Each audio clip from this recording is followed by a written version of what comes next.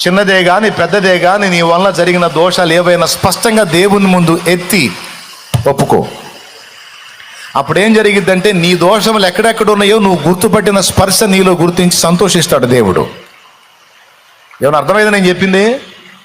కలిపి కాంట్రాక్ట్ ఇవ్వకు దేవుడికి. మరేంటి? ప్రతి చిన్నది పెద్దది కూడా నువ్వు గుర్తుపట్టి ఆ స్పృహ కలిగి ఆ స్పర్శ కలిగి నువ్వు ఒప్పుకుంటున్నప్పుడు ఆయన సంతోషపడతాడు నీ ఆత్మీయ స్పర్శను బట్టి.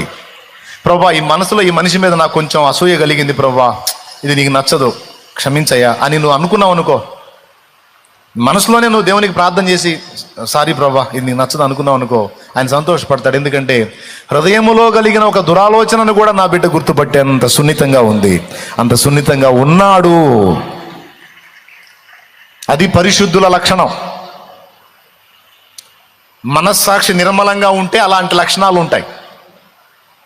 మనస్సాక్షి కలుషితమై ఉందనుకో ఎంతంత కూడా కనపడవు. అదే మనస్సాక్షి నిర్మలంగా ఉందనుకో ఇంత చిన్న తేడా వచ్చినా వెంటనే చూపించింది, ఇదిగో ఈ విషయంలో నువ్వు తేడా పడ్డావు. ఏమైనా అర్థమైందని నేను చెప్పింది?